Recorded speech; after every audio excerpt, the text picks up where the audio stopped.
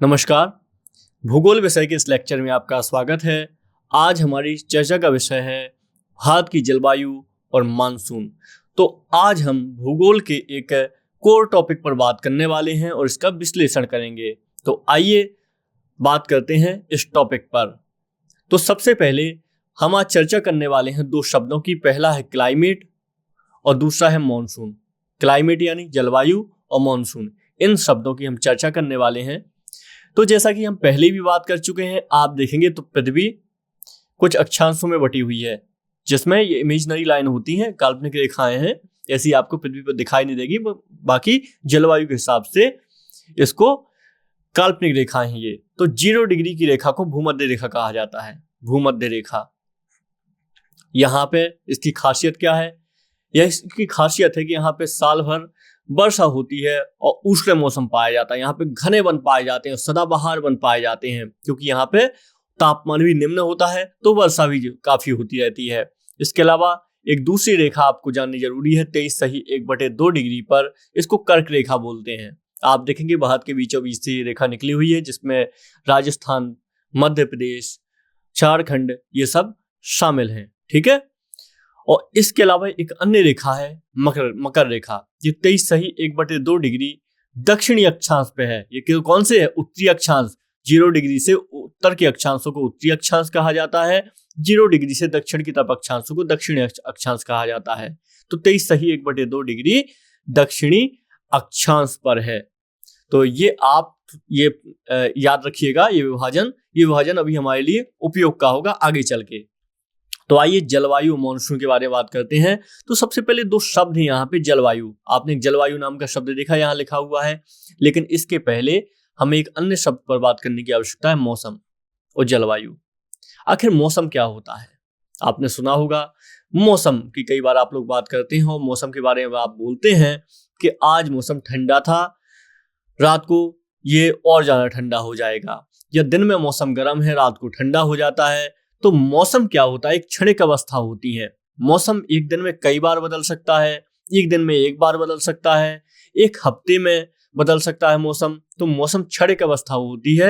अपेक्षाकृत छोटे टाइम को, छोटी जलवायु परिवर्तन को, जलवायु को, या वहाँ जो दशाएं होती हैं, गर्मी, सर्दी, बरसात, वर्षा, तो इन सब दशाओं को मौसम कहा जाता है। जबकि जलवायु का क्या अर्थ होता है? जलवायु का अर्थ इससे बहुत ही बृहद अर्थों में होता है।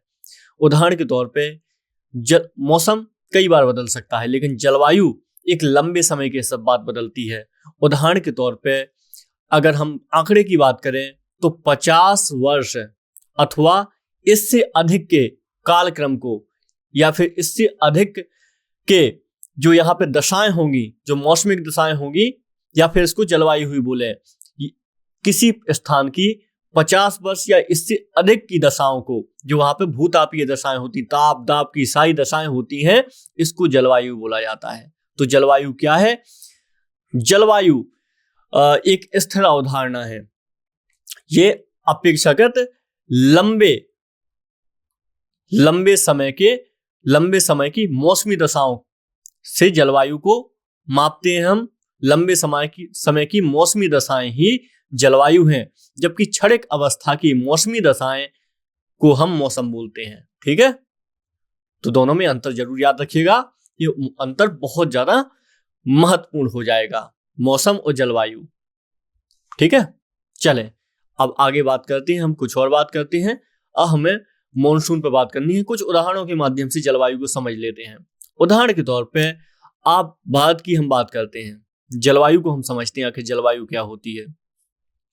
हमने देखा मौसम को, मौसम 3 आते हैं, गर्मी, बरसात, सर्दी। अगर हम और अच्छे से बात करें तो भारत में 6 ऋतुएं पाई जाती हैं, जिनके हिसाब से मौसम बदलता रहता है। लेकिन जलवायु एक लंबे समय की दशा होती है। उदाहरण के तौर पे आप अगर कोंकण तट को देखें महाराष्ट्र के पास, तो यहाँ पे आपको सम जलवायु देखने को मिलेगी।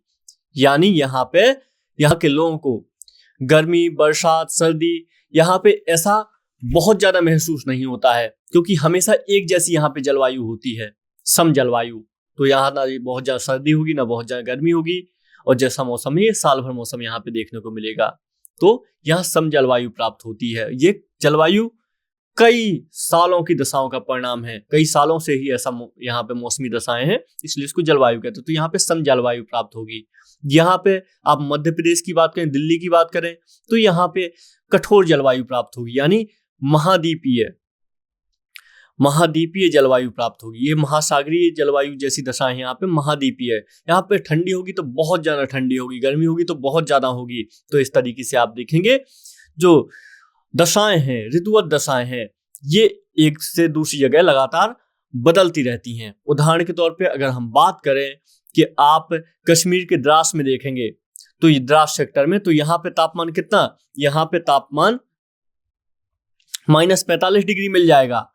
जबकि जून के महीने की अगर हम बात करें, जबकि चुरू जिले में आप देखेंगे राजस्थान के, तो यहाँ का तापमान 50 डिग्री सेल्सियस मिल जाएगा। तो यहाँ का मौसम, यहाँ की मौसम अलग है और इसके अलावा जलवायु भी अलग होगी यहाँ की।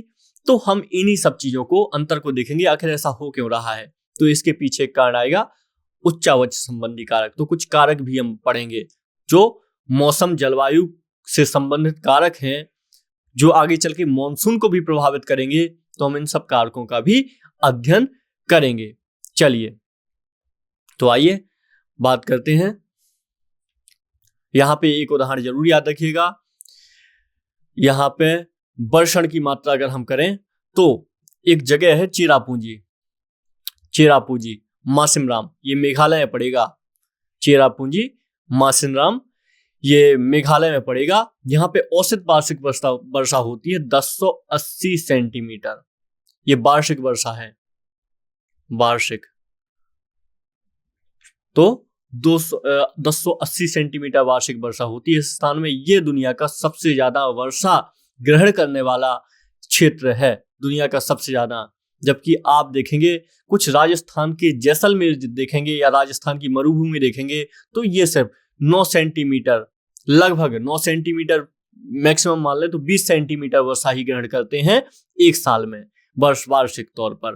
तो ये आप अंतर देख रहे हैं, 9 सेंटीमीटर, यहाँ पे 1080 सेंटीमीटर, जमीन आसमान का अंतर है। तो हम इन्हीं सब का अध्ययन करेंगे अपने आज के इस लेक्चर में। तो सबसे पहले मॉनसून को प्रभावित करने वाले कुछ कारक होते हैं। आइए इन कारकों की बात कर लेते हैं। जलवायु को प्रभावित करने वाले कारक, फिर यही कारक हमें आगे जाके मानसून में सहायता करेंगे। तो भारत की जलवायु को नियंत्रित करने वाले अनेक कारक हैं वैसे तौर पर, लेकिन इसको दो वर्गों में मैक्सिमम बांटा जाता है। इसमें पहला कारक हो जाएगा स्थिति तथा उच्चावच संबंधी कारक। स्थिति तथा उच्चावच संबंधी कारक, ये पहला कारक हो जाएगा। एक दूसरा कारक हो जाएगा इसमें वायुदाब एवं पवन संबंधी कारक। वायुदाब एवं पवन संबंधी कारक, ठीक है। इसके दो कारक हो जाएंगे मूलतः, जो भारत में जलवायु को प्रभावित करेंगे। आप देखेंगे भारत में अगर केरल की जलवायु और मध्य प्रदेश की जलवायु के बीच में अंतर है, तो यह अंतर आपको दो समझना चाहेंगे तो इसको समझने के लिए आपको समझना पड़ेगा कि भारत में उसकी स्थिति कैसी है, उसका उच्चावच का मतलब ऊंचाई कैसी है, नीचाई कैसी है, ढलाई कैसी है, और वायुदाब और पवन संबंधी वहां पे स्थितियां कैसी हैं, तो आप इससे समझ पाएंगे। आइए बात करते हैं आगे। तो हम इसी की बात करते हैं। तो सबसे पहले स्थिति और उच्चावच संबंधी कारक में अगर देखें हम, तो सबसे महत्वपूर्ण हो जाएगा अक्षांश। हमने थोड़ी देर पहले यहाँ पे जब हमने ग्लोब बनाया था, तो हमने इसमें अक्षांश देखे थे। 0 डिग्री की रेखा हमने देखी थी, इसके बाद में 23.5 डिग्री देखी हमने, 23.5 डिग्री दक्षिण देखी, उत्तर और दक्षिण, कर्क यानी मकर रेखा भी देखी, ठीक है। तो भारत की अगर हम बात करें तो भारत का क्षेत्र किस में आता है, अगर आप देखेंगे तो यहाँ से 0 डिग्री गुजरती है, ठीक है। 0 डिग्री गुजरने का मतलब होता है यहाँ पे ये पूरा क्षेत्र 23.1/2 डिग्री यानी कर्क रेखा के दक्षिण में ये पूरा उष्णकटिबंधीय क्षेत्र है। किसका? उष्ण क्षेत्र है, यानी यहाँ पे गर्मी ज्यादा रहेगी, उष्णकटिबंधीय क्षेत्र हो जाएगा। जबकि ये शीतोष्ण में चला जाएगा, इसके ऊपर का क्षेत्र है शीतोष्ण। तो भारत की स्थिति इस तरीके से आप देखें तो आधे भारत उष्णकटिबंधीय में है, आधा भारत शीतोष्ण कटिबंध में है, ठीक है। तो अक्षांशों की बात करें हम तो भारत की मुख्य भूमिका अक्षांशीय देशांतरी विस्तार हम लोग जानते हैं, देख चुके हैं हम, उसमें हम पहले ही बात कर चुके हैं पहले लेक्चर में। इसके अलावा हम कर्क रेखा के बारे में भी बात कर चुके हैं, ठीक है। तो हम देख चुके हैं कि उत्तर भारत शीतोष्ण कटिबंध में और कर्क रेखा के दक्षिण वाला भारत किसमें पाया जाता है, उष्ण कटिबंध में पाया जाता है, ठीक है। ये 0 डिग्री के ज्यादा निकट होने के कारण यहाँ साल भर ऊंचा तापमान प्राप्त होता है, यानी ज्यादा तापमान प्राप्त होता है। आप देखेंगे गर्मी रहती है, दक्षिण में तमिलनाडु साइड आप देखेंगे तो इस तरफ गर्म प्रदेश ज्यादा है, तो वहां पे सर्दी कम होती है। तो ये वाला भाग जो है दक्षिण का, यहाँ पे ऊंचा तापमान प्राप्त होता है और जो वार्षिक तापांतर होता है इसका भी अनुभव कम होता है। तापांतर का मतलब है जैसे गर्मियों और सर्दियों में मध्य प्रदेश में ज्यादा ताप प्राप्त होता है, गर्मियों में बहुत ऊपर होता है, सर्दियों में बहुत नीचे होता है। तो ये सब यहाँ पे जो तापांतर वाला परेशानी है कम होती है यहाँ पे, क्योंकि साल भर एक जैसा तापमान होता है, ठीक है। और इसका तो अक्षांश बहुत जिम्मेदार है।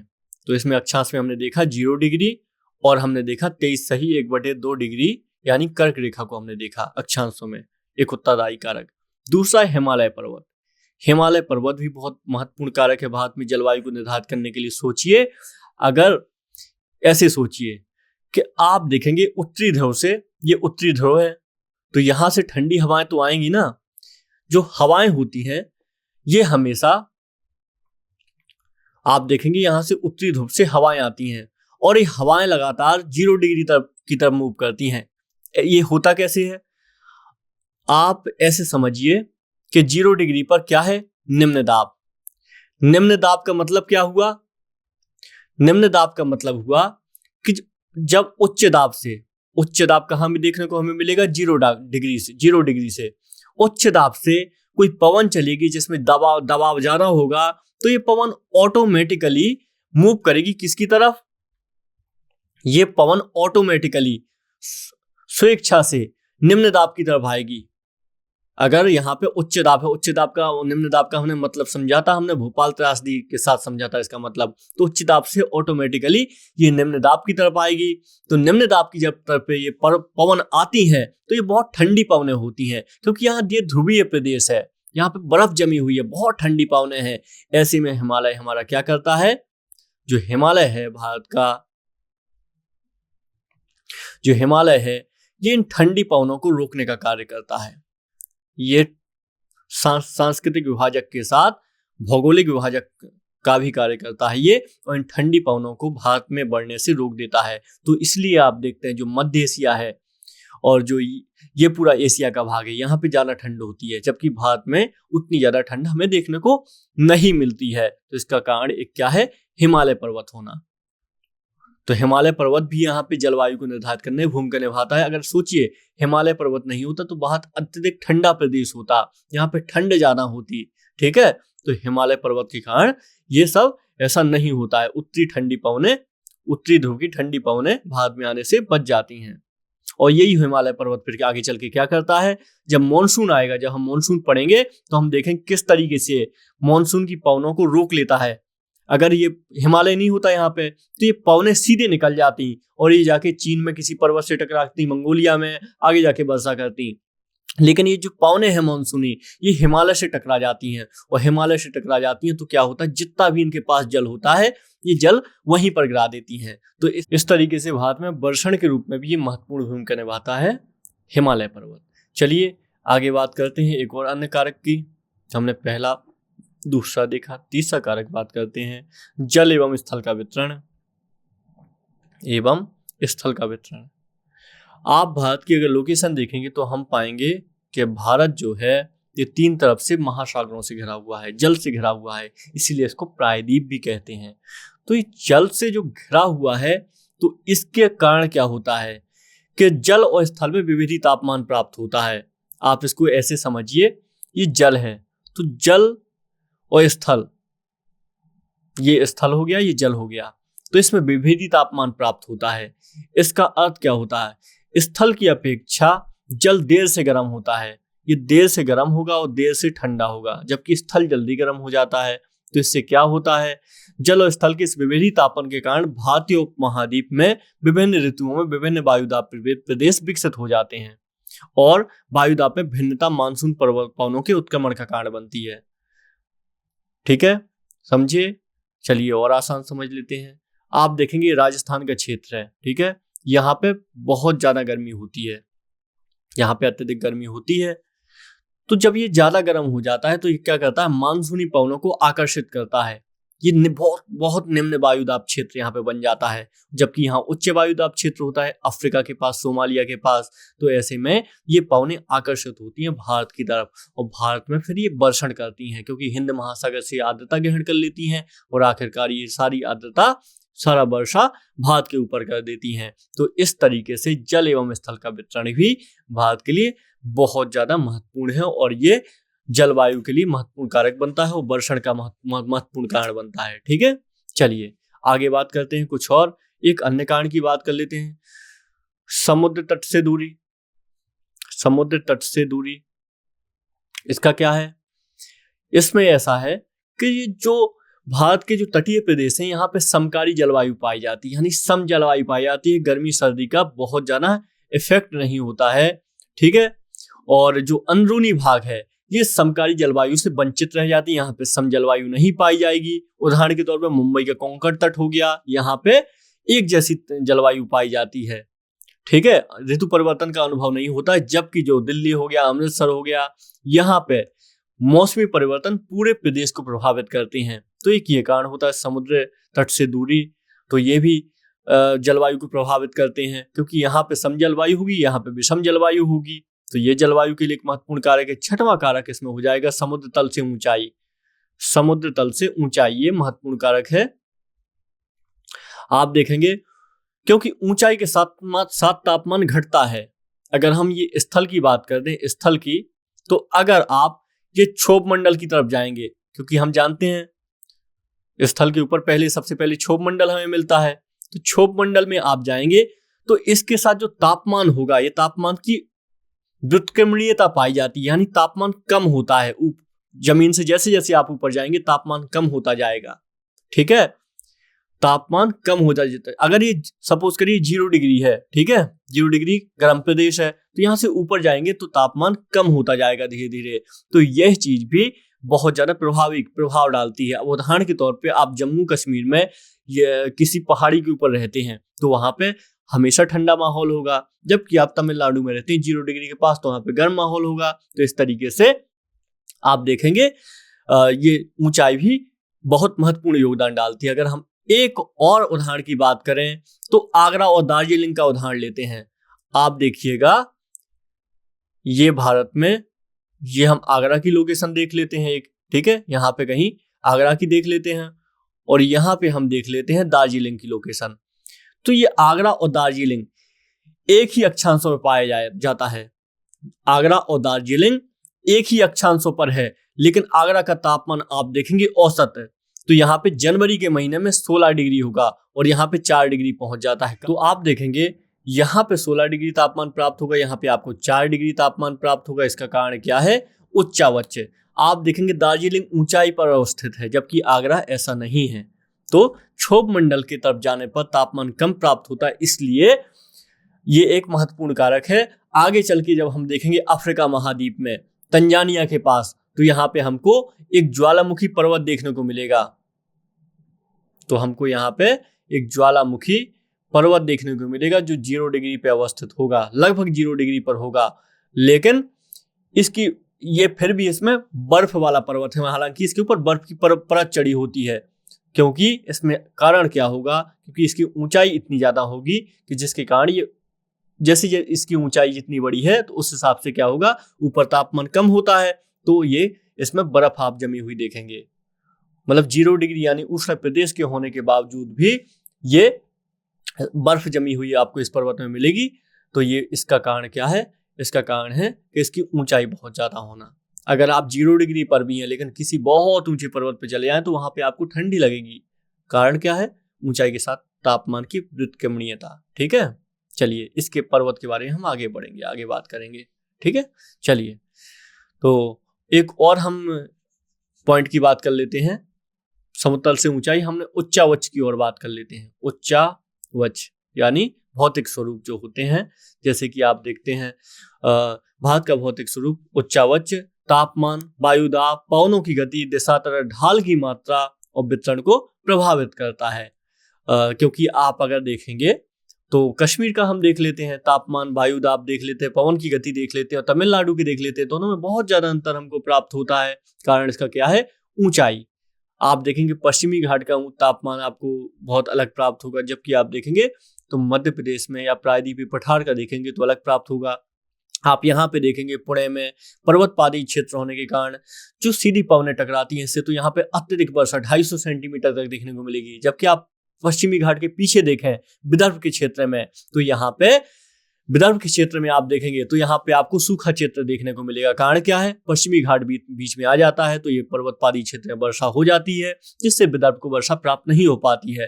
तो कुल मिलाकर अगर हम बात करें किसी क्षेत्र के इतिहास, अर्थव्यवस्था, राजनीतिक शास्त्र, सब चीजों में एक जो बहुत महत्वपूर्ण कारक है वो होता है भूगोल। इसलिए भूगोल को बहुत अच्छे से पढ़ना बहुत ज्यादा जरूरी होता है। ठीक है, आइए तो आगे कुछ बात कर लेते हैं। वायुदाब और पवन से जुड़े कारक पे बात कर लेते हैं। तो वायुदाब और पवन के बारे में, तो वायुदाब की हम बात कर चुके हैं। जो पवनें होती हैं उच्च वायुदाब से निम्न वायुदाब की ओर गति करती हैं। ठीक है, और जो पवनें होती हैं उच्च वायुदाब से निम्न वायुदाब की ओर गति करती हैं। तो वायुदाब और पवन इन दोनों का बहुत ही महत्वपूर्ण रिलेशन होता है। इस रिलेशन को हम आगे चल के मानसून में और अच्छे से समझेंगे। ठीक है, चलिए तो आइए अब हम अपने आज के मुख्य टॉपिक पर आते हैं, जो है हमारा मानसून। तो मानसून की अब बात करेंगे हम। तो मानसून की क्रियाविधि कैसी है? सबसे पहले आप ये समझने की आपको आवश्यकता है, बहुत संक्षेप में समझते हैं, फिर इसके बाद में हम इसको विस्तार से देखेंगे। ठीक है, चलिए तो क्या होता है, ये एनसीईआरटी का द्वारा प्रदान किया हुआ मैप है, तो आप इसमें देखेंगे मानसून समझने में आवश्यकता आपको बहुत सहायता मिलेगी। तो इसको हम पहले अपने मैप से समझ लेते हैं, फिर इसके बाद में हम इसको और इत्मीनान से समझेंगे। तो आइए अब मानसून के बारे में हम समझते हैं। क्या है मानसून? बहुत ही आसान टॉपिक है, बहुत ज़्यादा मुश्किल नहीं है। थोड़ा इसका पहले एक सार समझ लीजिए, फिर इसके बाद हम धीरे धीरे पूरे मानसून को समझेंगे। इसको ऐसे समझ लीजिए, पवनों की व्युत्क्रमणिता ही मानसून है। इसको जैसे उदाहरण के तौर पे जहाँ अफ्रीका महाद्वीप आप देखते हैं, तो अफ्रीका महाद्वीप में यहाँ सोमालिया के पास से पवनें होती हैं। ये भारत में निम्न दाब क्षेत्र बनने के कारण, क्योंकि राजस्थान में आप देखेंगे यहाँ पे मरुस्थल में बहुत अधिक तापमान हो जाता है, तो निम्न दाब हो जाता है। तो यहाँ से जो व्यापारिक पवनें होती हैं ये भारत की तरफ मूव कर जाती हैं। तो भारत की जब ये मूव कर जाती हैं, और इसके अलावा ITCZ भी जो 0 डिग्री के पास होता है यहाँ पे आ जाता है, हिमालय के पास आ जाता है, उत्तर भारत में आ जाता है। तो इस तरीके से पवनें भारत की तरफ मूव करती, क्योंकि पवनें क्या करती हैं, हमेशा उच्च दाब से, यहाँ पे उच्च दाब होगा, यहाँ निम्न दाब होगा, उच्च दाब से निम्न दाब की तरफ चलती हैं। तो इस तरीके से हिंद महासागर की आर्द्रता ग्रहण करके भारत के ऊपर वर्षण कर देती हैं। इसको मानसून बोला जाता है। यानी इसको मौसमिक परिवर्तन क्यों कहा हमने? क्योंकि ये एक ही मौसम में होता है हमेशा, ये साल भर नहीं होता है। जो मानसून साल भर नहीं आता, एक ही क्रम में आता है। जब यहाँ पे गर्मी का मौसम खत्म होने जाता है तभी आता है, क्योंकि यहाँ पे गर्मी ज्यादा बढ़ जाती है। चलिए तो अब मानसून को धीरे धीरे करके हम टेक्निकल भाषा में थोड़ा सा समझने का प्रयास करते हैं। तो मानसून दरअसल विषुवत वृत्त पर भारत की स्थिति अगर हम देखें तो ये भारत की स्थिति है। ठीक है, ये 0 डिग्री है। तो 0 डिग्री पर यहाँ पे अंतः उष्णकटिबंधीय क्षेत्र होता है, जिसको ITCZ बोला जाता है। ITCZ होता है। ये ITCZ क्या है? ये निम्न वायुदाब वाला क्षेत्र होता है। यहाँ पे वायुदाब इसमें बहुत कम होता है यहाँ पे, तो ये क्षेत्र होता है। इस क्षेत्र में व्यापारिक पवन आके मिलती हैं। ठीक है, हमने कहा था ना शुरुआत में 0 डिग्री के पास साल भर वर्षण प्राप्त होता है। तो ये व्यापारिक पवनें जो होती हैं यहाँ पे आके मिलती हैं। तो इस क्षेत्र में क्या होता है, जब पवनें आके मिलती हैं ITCZ से, तो वायु ऊपर उठने लगती है, और जुलाई के महीने में ITCZ 20 से 25 डिग्री अक्षांशों के आसपास गंगा के मैदान में आ जाता है। यानी जुलाई के महीने में ये गंगा के मैदान में आ जाता है 20 से 25 डिग्री अक्षांशों के आसपास। ठीक है, जब ये पवनें ऊपर उठने लगती हैं, ये ITCH दिखता नहीं है, ये एक वातावरण का क्षेत्र होता है, ऐसे समझिएगा। थोड़ा सा कोशिश कीजिएगा इमेजिन करने की चीजें कि आपने देखा भारत देश 0 डिग्री के पास अभी ITCZ है, ITCZ पंचगंगा के मैदानों में आ गया, फिर इसके बाद क्या हुआ, तो ITCZ आ जाता है। इसी ITCZ को मानसूनी गर्द भी कहा जाता है। क्या कहा जाता है इसको? मानसूनी गर्द भी कहा जाता है। यह मानसूनी गर्द उत्तर पश्चिम भारत पर तापीय निम्न वायुदाब के विकास को प्रोत्साहित करता है, क्योंकि ऑलरेडी यहाँ पे निम्न वायुदाब बन चुका है और इसमें और ज्यादा ये निम्न वायुदाब बनाता है। फिर इसके बाद ICZ के उत्तर की ओर खिसकने के कारण ये और उत्तर की ओर अभी खिसकेगा आगे चल के, तो दक्षिणी गोलार्ध की व्यापारिक पवनें होती हैं। दक्षिणी गोलार्ध मतलब 0 डिग्री के नीचे जो गोलार्ध है इसको दक्षिणी कहा जाता है। और दरअसल अगर हम सही तरीके से बात करें तो अफ्रीका महाद्वीप के पास, सोमालिया के पास जो पवनें होती हैं, ये खिसक के ये पवनें कोरियोलिस बल के प्रभाव से, ये पवनें कोरियोलिस, अभी कोरियोलिस की हम बात करेंगे, ठीक है। तो ये ITCZ उत्तर की ओर खिसकने के कारण दक्षिणी गोलार्ध की व्यापारिक पवनें 40 डिग्री से 60 डिग्री पूर्वी देशांतरों के बीच विषुवत वृत्त यानी ये इसको पार करके ऊपर आ जाती हैं और ये कोरियोलिस बल के प्रभाव से इस वृत्त को पार कर लेती हैं। तो ये आप याद रखिएगा। तो इन व्यापारिक पवनों की दिशा दक्षिण पश्चिम, यानी ये दक्षिण पश्चिम है तो दक्षिण पश्चिम से उत्तर पूर्व हो जाती है कोरियोलिस बल के कारण, ठीक है। उत्तर पूरब, उत्तर ये पूरब है, ये दक्षिण पश्चिम होगा ना, इसके विपरीत ये उत्तर पूरब हो जाएगा, तो उत्तर पूरब की ओर हो जाती है। यह दक्षिण पश्चिम, इसी को दक्षिण पश्चिम मानसून बोला जाता है। आप समझे और संक्षिप्त में समझने की कोशिश करते हैं। मानसून बहुत इंपॉर्टेंट टॉपिक है। दरअसल 0 डिग्री अक्षांश के पास ITCZ जो होता है अंतः उष्णकटिबंधीय अभिसरण क्षेत्र होता है। ये क्या करता है? निम्न वायुदाब का क्षेत्र होता है, पवनों को आकर्षित करता है ताकि यहाँ पे निम्न दाब बना रहे। जुलाई के महीने में ये ITCZ गंगा के मैदानों में शिफ्ट हो जाता है, तो यहाँ पे और ज्यादा निम्न दाब का विकास करता है और फिर आगे चल के ये और ऊपर आप देखेंगे और ज्यादा शिफ्ट हो जाएगा। तो इसके बाद यहाँ पे निम्न वायुदाब बहुत ज्यादा क्षेत्र बन जाएगा और कोरियोलिस बल के प्रभाव से जो व्यापारिक पवनें हैं, जो ट्रेड विंड हैं, ये 0 डिग्री की तरफ आकर्षित होंगी और अगर हम सही तरीके से बात करें तो ये उत्तर पूरब की तरफ आकर्षित होंगी और ये पवनें अपने साथ बहुत सारा जल लेके आती हैं और इसके बाद वर्षण करती हैं। इसके अलावा एक और यहाँ पे शब्द होता है मानसून का फंसना। दरअसल क्या होता है, आप देखते हैं इसी मानसून के फंसने के कारण आप देखेंगे यहाँ पे महाराष्ट्र मध्य प्रदेश में तो गर्मी होती है लेकिन बाढ़ भी आ जाती है। कई बार ऐसा आपने देखा है ना, आपको गर्मी प्राप्त हो रही है लेकिन बाढ़ भी आ रही है। तो ऐसा क्यों होता है? ये ITCZ कभी कभी क्या होता है, हिमालय पर्वत के पास पहुंच जाता है और यहाँ पे फंस जाता है।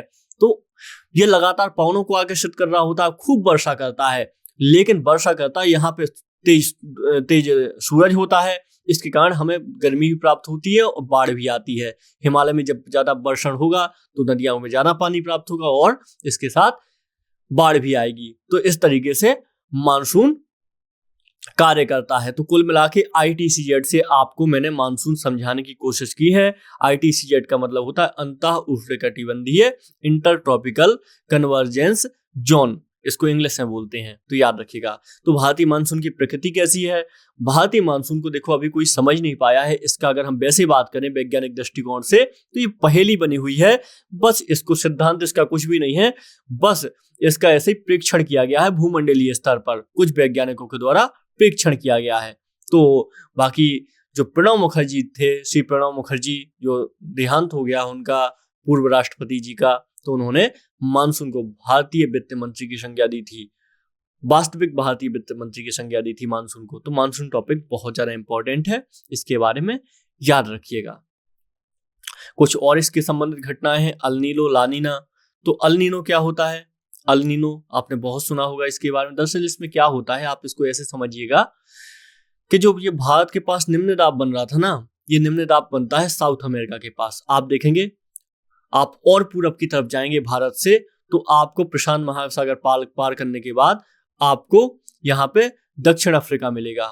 तो दक्षिण अफ्रीका में क्या होता है, पेरू के तट के पास, यहाँ पे जो पेरू दक्षिण अफ्रीका आप देखेंगे तो ऐसा पेरू के तट के पास यहाँ पे निम्न दाब का विकास हो जाता है और निम्न दाब के विकास के कारण यहाँ पे खूब वर्षण प्राप्त होता है। ठीक है, खूब वर्षण होता है। यहाँ पे क्या हो जाता है, भारत के पास ये जो भारत है और ये साउथ ईस्ट एशिया है, यहाँ पे उच्च दाब प्राप्त हो जाता है।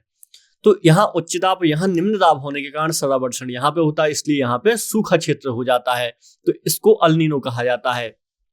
ये भारतीय जो मानसून है, भारत में जो मानसून आता है, इसको प्रभावित कर देता है और ये बहुत बुरी घटना मानी जाती है। तो कुल मिला के सामान्य भाषा में मानसून के द्वारा यहाँ वर्षण होता था, लेकिन यहाँ पे वर्षण होता है अगर अल नीनो आ जाता है। इसको सामान्य भाषा में इसी तरीके से समझना सही रहेगा। ठीक है, तो ये एक अभी भी बहुत संवेदनशील घटना है और इसके बारे में अभी ज्यादा अध्ययन नहीं हो पाया है, तो वैज्ञानिक रूप से इसका पता नहीं, लेकिन हालांकि इसको कुछ वैज्ञानिकों ने समझाने की कोशिश की है, लेकिन पूरी तरह इसका सिद्धांत कोई नहीं अभी दे पाया है। ठीक है, चलिए, तो हमने मानसून के बारे में बात कर ली है।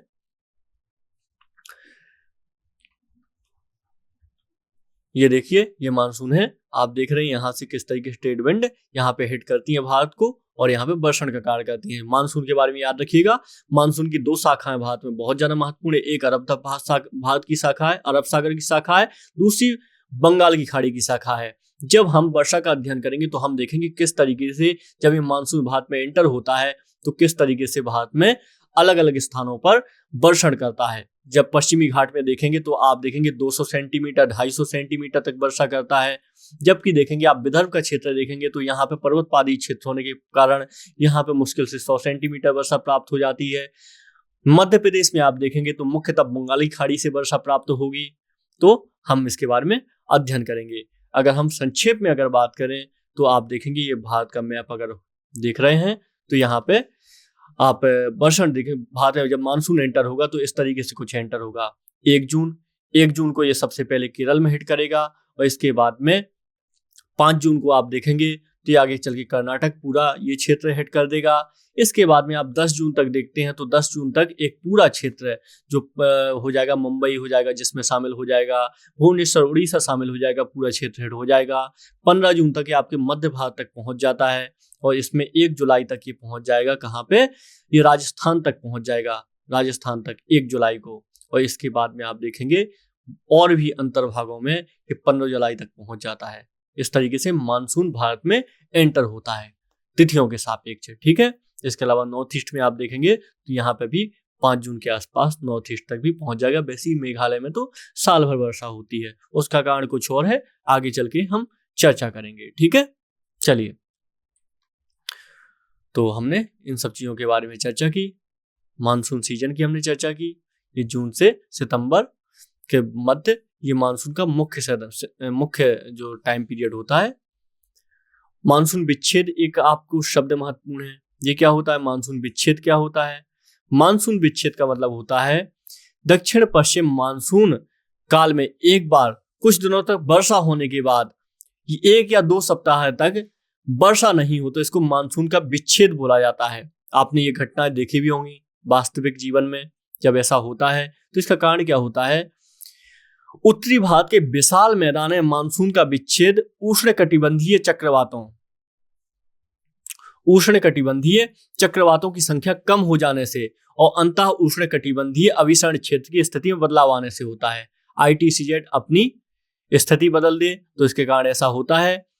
ठीक है, पश्चिमी तट पर मानसून विच्छेद तब होता है जब आर्द्र पवनें तट के समांतर बहने लगे। उदाहरण के तौर पर पश्चिमी तट पर क्या हो जाता है कई बार, जैसे अगर ये पवन तक टकराई पश्चिमी घाट से तब तो वर्षण होगा, लेकिन अगर ये पवन पश्चिमी घाट के समानांतर बहने लगी, लगातार बह रही है, तो इससे क्या हो जाएगा? यहाँ वर्षण प्राप्त नहीं होगा, तो इसको मानसून विच्छेद कहेंगे पश्चिमी घाट के दृष्टिकोण से। ठीक है, उत्तर के मैदान की अलग बात है और पश्चिमी घाट में इसकी अलग बात है। ठीक है, चलिए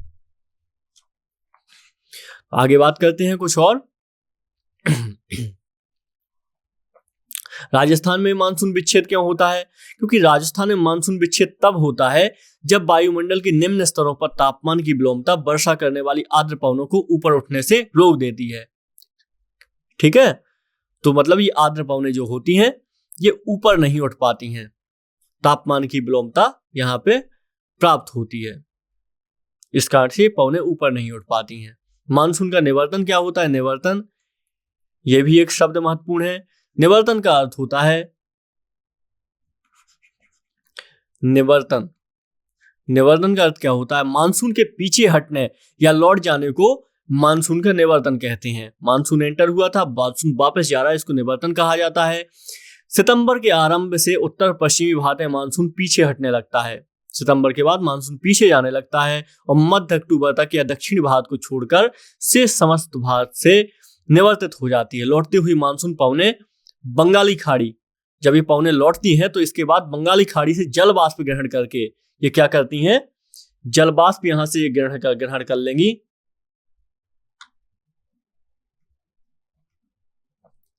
यहां से जल वाष्प ग्रहण कर लेती हैं पवनें बंगाली खाड़ी से, और इसके बाद में ये जाते जाते आपके कुछ भागों में वर्षा करती हैं। तो ये तमिलनाडु के ये जो पूर्वी भाग है तो यहाँ पे वर्षा करती हैं, और इस तरीके से आप देखेंगे इसको बोलते हैं उत्तर पूर्वी मानसून बोलते हैं। आपने एक शब्द सुना होगा उत्तर पूर्वी मानसून, तो इसको उत्तर पूर्वी मानसून कहा जाता है। भारत में मुख्यतः वर्षा दक्षिण पश्चिम मानसून से होती है, लेकिन इसको दक्षिण पूर्वी मानसून से होती है। लेकिन जब ये लौटते हुए मानसून जाता है, बंगाली खाड़ी से आर्द्रता ग्रहण कर लेता है, तो इसमें तमिलनाडु के इस एरिया के आसपास वर्षा होती है, तो इसको उत्तर पूर्वी मानसून कहते हैं। ये जो वर्षा होती है चावल की खेती के लिए बहुत ही ज्यादा महत्वपूर्ण होती है। ठीक है, तो इस तरीके से आप याद रखिएगा चीजें सारी। तो मॉनसून के हम मैकेनिज्म की बात कर चुके हैं। हमने पूरी बात की किस तरीके से मॉनसून भारत में एंटर होता है और भारत में वर्षण करता है। इसके अलावा कुछ ऋतुओं की बात कर लेते हैं हम। ऋतुआं महत्वपूर्ण हैं। तो भारत की जलवायवीय दशाओं को उसके वार्षिक ऋतु चक्र के माध्यम से हम श्रेष्ठ ढंग से व्यक्त करते हैं। तो मौसम वैज्ञानिक वर्ष को 4 भागों में बांटते हैं। एक तो शीत बांटते हैं, शीत ऋतु, ग्रीष्म ऋतु बांटते हैं, दक्षिण पश्चिम मानसून की ऋतु बांटते हैं यानी वर्षा ऋतु बांटते हैं। इसके अलावा मानसून निवर्तन की ऋतु मानते हैं। निवर्तन यानी जब मानसून वापस चला जाता है। तो इसके 4 ऋतुओं में जो हमारे देश के वैज्ञानिक हैं इसको बांटते हैं। तो मानसून आपने समझा। तो मानसून का स्वभाव एवं रचना तंत्र संसार के विभिन्न भागों में स्थल महासागरों तथा ऊपरी वायुमंडल से एकत्रित मौसम संबंधी आंकड़ों के आधार पर इसको समझा जाता है। कोशिश कीजिएगा इसको समझने की। पूर्वी प्रशांत महासागर में स्थित फ्रेंच पोलिनेशिया के ताहिती तथा हिंद महासागर के ऑस्ट्रेलिया के जो पूर्वी तट है, आप देखेंगे दक्षिणी महाद्वीप में आपको देखने को मिलेगा। तो इससे पूर्वानुमान लगाया जाता है हालांकि। ठीक है, बाकी इसका पूरी तरह अध्ययन संभव नहीं हो पाया है मानसून का, क्योंकि इसको मानसून का अध्ययन करना एक बहुत कीड़ी खीर साबित हुई है जो हमारे देश के वैज्ञानिक हैं उनके लिए। बस इसका प्रेक्षण ही किया जा सकता है, आंकड़ा ही लगाया जा सकता है। तो आज हमने इस लेक्चर में अपने मानसून संबंधी महत्वपूर्ण चैप्टर को समझा। इसके हमने रिजल्ट को देख लिया कि मानसून का प्रभाव क्या होता है भारत में। इसको वास्तविक वित्त मंत्री की संज्ञा दी गई है, वित्त मंत्री की संज्ञा दी जाती है। इसके अलावा कृषि पूरी तरीके से इसी पर निर्भर है, मानसून पर ही निर्भर होती है। अगर मानसून कभी कभी नहीं आता है अल-नीनो के कारण, तब यहाँ पे सूखे की स्थिति हो जाती है। ठीक है, तो भारत में एक बहुत ही महत्वपूर्ण कारक है मानसून। आप देखेंगे हिमालयी नदियां तो बर्फ के पिघलन से पानी जल प्राप्त कर लेती हैं, लेकिन जो प्रायद्वीपीय भारत की नदियां हैं इनके लिए तो मानसून ही सब कुछ होता है। इसलिए मानसून भारत में बहुत ही महत्वपूर्ण घटना है, इसलिए हम इसको ज्योग्राफी में समझते हैं इसको। चलिए, तो हमने मानसून का वितरण भी देख लिया, भारत में किस तरीके से एंटर होता है, और हमने देखा था केरल से एंटर होता है। इसकी 2 मुख्य शाखाएं होती है, बंगाली खाड़ी की शाखा और एक शाखा होती है अरब सागर की शाखा। ठीक है, चलिए, तो ये हमने इसके बारे में बात कर ली। भारतीय मौसम विज्ञान संस्थान इसका अध्ययन करता है। इसमें आप देखेंगे जो उष्णकटिबंधीय संस्थान है पुणे का, ये भी काफी स्तर पर मानसून के अध्ययन के लिए उत्तरदायी संस्थान है। तो आज हमने इस लेक्चर के द्वारा मानसून का पूरी तरह अध्ययन किया है। अब मिलते हैं किसी और सेशन में। नमस्कार।